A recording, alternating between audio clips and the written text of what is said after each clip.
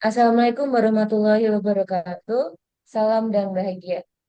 Perkenalkan, kami dari kelompok satu yang akan membawakan materi tentang anggaran bahan baku. Untuk itu, izinkan kami untuk memperkenalkan diri terlebih dahulu. Saya sendiri, Tristianise dengan NIM akhir 157. Saya Nur Alfia Salma dengan NIM akhir 238. Saya Gerardus Botun Langobelan dengan NIM akhir 230.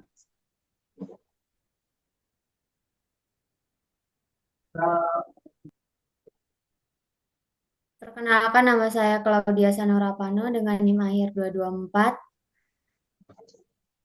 Perkenalkan, nama saya Zial Distiansyah dengan NIM akhir 209.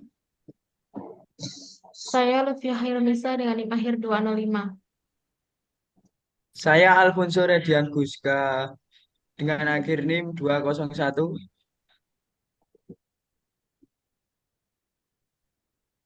Yang pertama di sini, eh, saya akan menjelaskan tentang apa itu anggaran bahan baku. Nah, anggaran bahan baku itu adalah rencana tertulis yang memperkirakan jumlah dan waktu pembelian bahan baku dalam periode tertentu. Nah, tujuannya itu memastikan ketersediaan sesuai dengan kebutuhan produksi serta mengendalikan biaya dan penggunaan bahan baku agar tidak terjadi keborosan di bahan bakunya. Nah, yang nomor selanjutnya ada tujuan. Tujuan dari anggaran baku yang pertama ada mengetahui jumlah kebutuhan bahan baku, di mana di poin nomor satu itu mengetahui jumlah kebutuhan bahan baku, di mana kita itu harus menghitung berapa banyak bahan baku yang diperlukan untuk produksi sesuai dengan target. Misalnya kita itu membuat kue 100 kue. Nah, kita itu harus membutuhkan 10 kilo tepung, 5 kilo gula, dan 2 kilo telur. Nah, yang selanjutnya ada mengestimasi jumlah dan pengembalian bahan baku, di mana itu tuh kita memperkirakan kapan dan berapa banyak bahan baku yang kita butuhkan agar bisa diproduksi oleh si produksinya agar tidak terhambat. Yang selanjutnya ada menyusun estimasi kebutuhan dan dana pembelian, di mana kita itu harus menghitung dana yang diperlukan untuk membeli bahan-bahan sesuai dengan kebutuhan produksi agar tidak terjadi kebingungan saat pembelian. Yang nomor 4 itu menentukan harga pokok produksi, di mana kita itu harus bisa menghitung total biaya produksi per unit, itu termasuk bahan baku, tenaga kerja, terus biaya-biaya lainnya yang mungkin akan ada biaya dadaan seperti itu. Yang selanjutnya ada mengontrol penggunaan bahan baku, di mana si setiap tim produksi itu dia harus mencatat pemakaian pemakaian tepung dan perbandingannya dengan rencana agar tidak terjadi kelebihan dan kekurangan dalam melakukan produksi.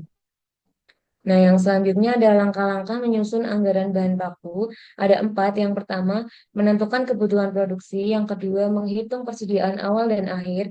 Yang ketiga, menghitung total kebutuhan bahan baku. Yang keempat, menghitung estimasi pembelian dan bahan baku. Yang selanjutnya akan dijelaskan oleh teman saya.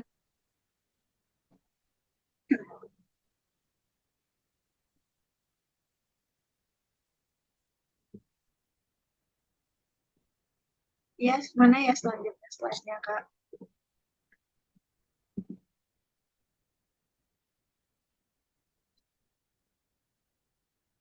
Selanjutnya yaitu faktor yang mempengaruhi besarnya kebutuhan serta pembelian bahan baku. Yang pertama itu ada estimasi dan perencanaan volume penjualan, itu kayak memperkirakan jumlah kaos yang bakal terjual pada periode waktu tertentu. Itu biasanya dikaitkan dengan tren pasar dan strategi pemasarannya. Terus yang kedua itu adalah estimasi perencanaan dan volume produksi. Ini tuh kayak memperkirakan jumlah kaos yang harus diproduksi untuk memenuhi estimasi penjualan. Ini tuh biasanya dilakukan untuk menghindari adanya kekurangan atau kelebihan bahan yang kita beli. Yang ketiga itu estimasi kebutuhan bahan baku per unit produk. Itu kayak menentukan atau memperhitungkan jumlah bahan baku seperti kain, screen, tinta. Itu berapa sih yang kita butuhkan untuk membuat satu kaos sablon. Habis itu yang keempat adalah biaya pemesanan. Biaya yang asalnya dari setiap kali melakukan pesanan bahan baku itu seperti ongkir, biaya administrasi, biaya negosiasi, dan lain-lainnya. Yang kelima itu biaya penyimpanan. Biaya ini tuh terjadi untuk menyimpan stok bahan baku atau produksi barang jadi seperti sewa gudang, asuransi penyusutan, atau resiko kerusakan pada barang. Terus yang keenam adalah harga bahan baku. Harga bahan baku ini meliputi harga bahan-bahan utama yang dibeli untuk membuat suatu produk. Terus yang ketujuh adalah ketersediaan di pasar dan lead time. Ketersediaan di pasar ini kayak seberapa mudah sih barang yang kita jual itu laku di pasaran dan seberapa banyak barang itu dijual di pasaran. Terus untuk lead time itu berapa waktu yang dibutuhkan dari saat kita memesan barang sampai barang itu sampai kepada kita. Terus yang kedelapan itu adalah kebijakan safety stock. Itu kayak stok tambahan bahan baku atau produk kain yang sudah jadi, itu kayak jadi cadangan kita gitu loh. Misalnya ada yang tiba-tiba pengen pesen kain banyak, kita udah punya stok duluan, atau pemasok itu lama mengirim kain itu, jadi kita udah ada yang jadi gitu. Selanjutnya,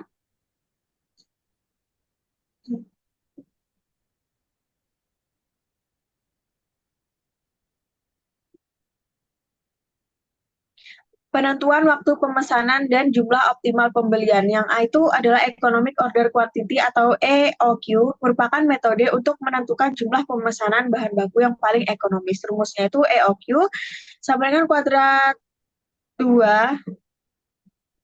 dikali R dikali S dibagi P dikali I, di mana jumlah R itu adalah jumlah bahan baku, S biaya pemesanan, P harga beli per unit, L adalah biaya penyimpanan per unit.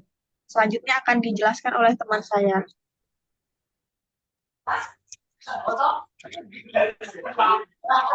Baik, di sini saya akan menjelaskan tentang penentuan waktu pemesan dan jumlah optimal pembelian. Reordering point atau ROP merupakan titik di mana perusahaan harus melakukan pemesanan ulang agar bahan baku tidak habis sebelum pesanan baru datang. Nah, tujuannya untuk menjaga keberlangsungan produk ataupun pelayanan. Nah, rumus dari ROP sendiri adalah ROP sama dengan kebutuhan lead time ditambah kebutuhan safety stock atau LT dikali AU ditambah SS, di mana LT adalah lead time, AU adalah average usage ataupun pemakaian rata-rata, dan SS adalah safety stock. Slide berikutnya, Mbak. Baik, di sini saya akan menjelaskan tentang contoh penerapan Economic Order Quantity. Nah, di sini diambil dari kasus CV Gava Media. Nah, jika CV Gava Media memperkirakan penggunaan bahan baku per tahunnya sebanyak 4.500 unit dengan harga beli 20.000 per unit dan biaya sekali pesan 3 juta. Dan persentase biaya penyimpanannya adalah 15%. Jika lead time-nya adalah 10 hari, maka 1 tahun sama dengan 360 hari. Dan jika kebijakan safety stock-nya adalah 150 unit. Nah, di sini kita akan menghitung tentang jumlah pembelian bahan baku yang paling optimal dan pada jumlah berapa unit perusahaan tersebut harus melakukan pembelian kembali. Untuk slide berikutnya, Mbak.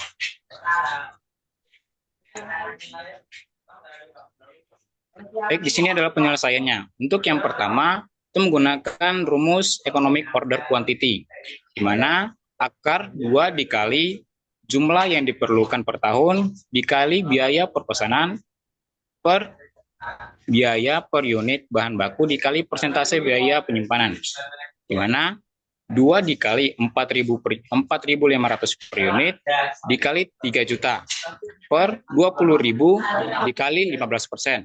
Maka hasilnya adalah 27 miliar per 3.000 sama dengan 9 juta. Nah, akar dari 9 juta adalah 3.000. Jadi untuk jumlah pembelian bahan baku yang paling optimal adalah setiap kali pesan adalah 3.000 unit per sekali pesan. Nah, untuk penyelesaian yang berikut adalah pemakaian bahan baku per hari itu 4.500 unit dibagi 360 hari sama dengan 12,5 per unit. Dengan lead time-nya 10 hari dikali 12,5 unit sama dengan 125 unit ditambah reordering point-nya ditambah safety stock-nya 150 unit. Jadi reordering point-nya adalah 275 unit.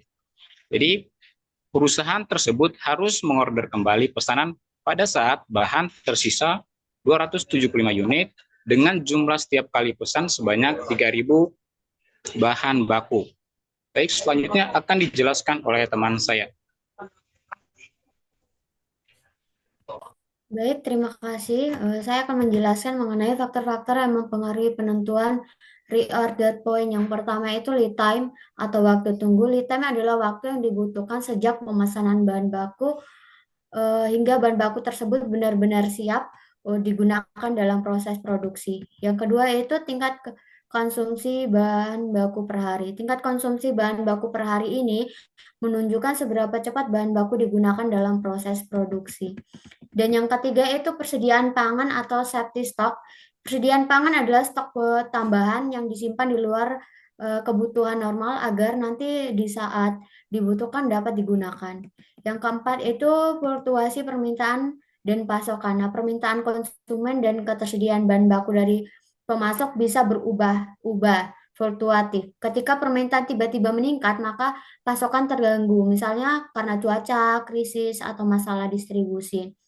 Dan yang berikutnya ada konsekuensi ketidaktepatan reorder point. Nah, apa sih jika ROP terlalu rendah atau terlalu kecil, maka dampaknya itu bisa kehabisan stok atau stock out dan produksi, kehilangan pelanggan, dan biaya mendesak. Yang berikutnya adalah jika terlalu tinggi atau ROP terlalu besar. Nah, dampak dari ROP terlalu besar itu yang menumpuknya stok, biaya penyimpanan tinggi, modal tertahan, resiko kadaluarsa atau usang. Yang berikutnya.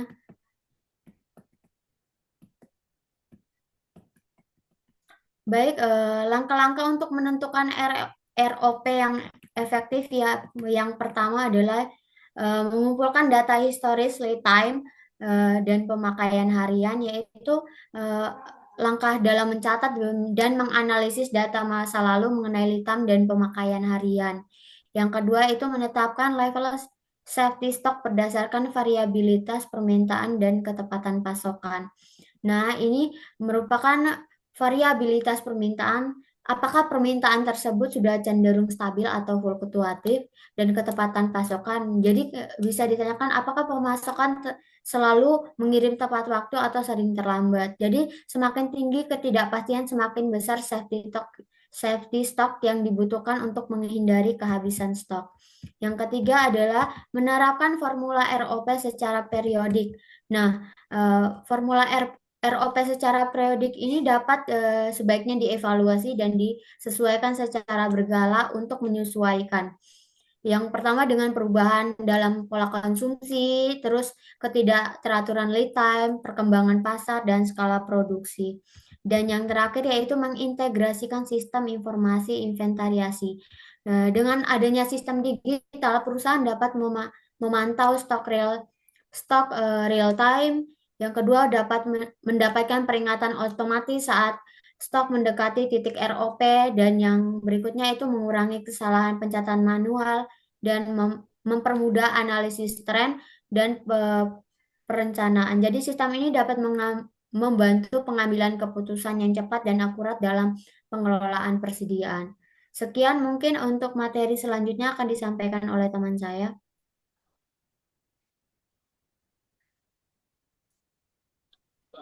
Baik, di sini saya ingin masuk terkait materi model pengelolaan persediaan. Yang pertama, satu model tradisional merupakan pendekatan klasik dalam pengelolaan persediaan yang banyak digunakan sebuah perusahaan yang sebelumnya mengalami perkembangannya teknologi informasi dan sistem manajemen rantai pasok modern. Nah, dalam model ini biasanya tuh perusahaan yang sudah melakukan pemesanan ulang atau ketika stok sudah mencapai titik minimum itu sesuai dengan jadwal tetap atau reorder point. Eh, yang pertama itu memiliki karakteristik dan ciri-ciri. Satu, pemasok dianggap sebagai pihak eksternal yang hanya dihubungi saat diperlukan. Nah, ini eh, perusahaan tuh hanya menghubungi pemasoknya ketika persediaannya tuh hampir habis, atau tidak ada integrasi sistem atau koordinasi yang ketat. Yang kedua, persediaan disimpan dalam jumlah besar sebagai cadangan produksi. Nah, model ini bergantung pada prinsip safety stock atau cadangan stok disimpan untuk mengantisipasi permintaan yang mendadak. Dan selanjutnya, tingkat carrying cost biaya penyimpanan cenderung tinggi. Yang karena hal ini itu perusahaan harus menyediakan gudang besar atau pendingin lah jika produksi mudah rusak dan pengamanan, maka biayanya logistik menjadi lebih besar, bebannya besar. Yang berikutnya, empat, cocok untuk perusahaan dengan lead time yang lama dan permintaan yang fluktuatif. Nah, dimaksudkan nih model ini tuh memberikan rasa aman ketika rantai pasok tidak bisa diandalkan secara waktu atau kuantitas. Next. Eh, di sini model tradisional memiliki keuntungan dan kelemahan. Yang pertama, keuntungannya itu menjamin kontinuitas produksi dengan adanya stok cadangan. Yang kedua, tidak terlalu bergantung pada kecepatan dan keakuratan pasok. Dan kelemahannya itu satu, membutuhkan ruang penyimpanan.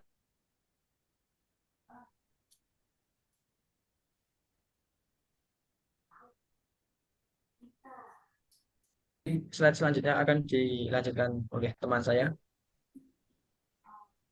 Baik, di sini saya akan menjelaskan tentang model pengelolaan persediaan.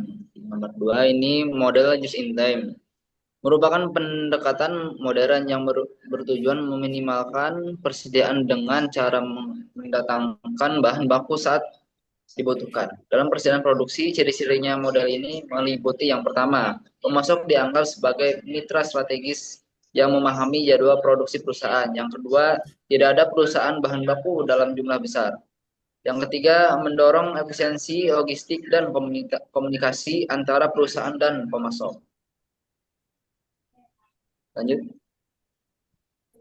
Nah, di sini akan menjelaskan model just in time, yaitu terbagi dua, keuntungan dan kelemahan. Nah, yang pertama ini keuntungan. Keuntungan yang pertama mengurangi atau bahan menghilangkan biaya penyimpanan. Yang kedua, meminimalkan risiko pemborosan perusahaan dan biaya asuransi stok. Yang ketiga, meningkatkan responsivitas terhadap permintaan pasar. Dan kelemahannya itu, yang pertama, ketergantungan tinggi pada pemasok. Yang kedua, risiko tinggi jika terjadi keterlambatan pengiriman atau penggunaan pemasokan. Yang ketiga, tidak cocok untuk produk dengan permintaan tidak stabil atau pemasoknya yang tidak ada. Baik, akan dilanjut dengan oleh teman saya. Baik, untuk saat ini ada perbandingan efektivitas. Perbandingan efektivitas ini ada beberapa aspek yang bisa dibandingkan. Yang pertama ada biaya penyimpanan.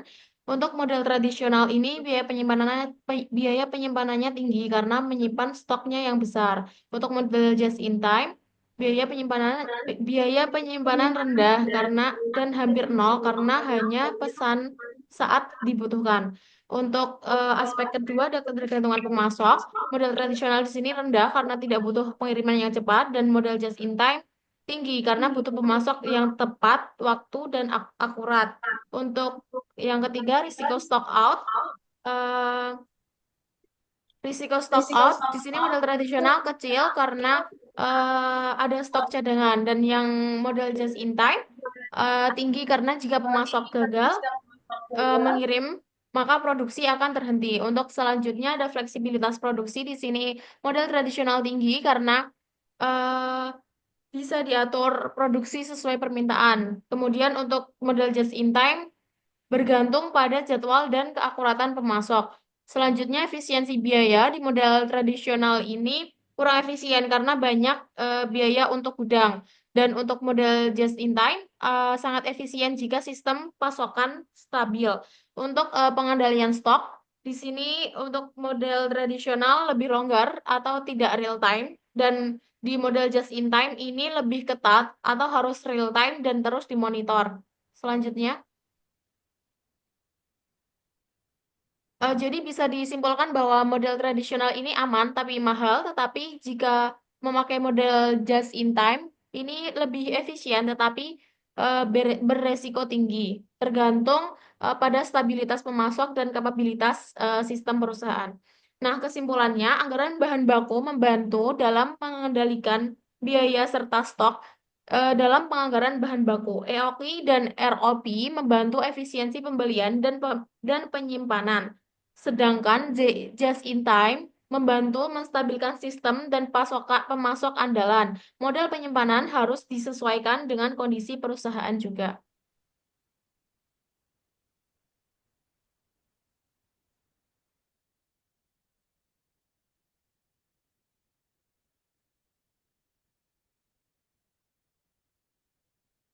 Sekian dari presentasi kami. Jika ada kurang, mohon dimaafkan.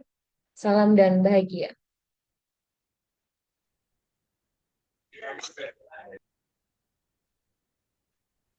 Bye-bye. Makasih ya teman-teman. Makasih.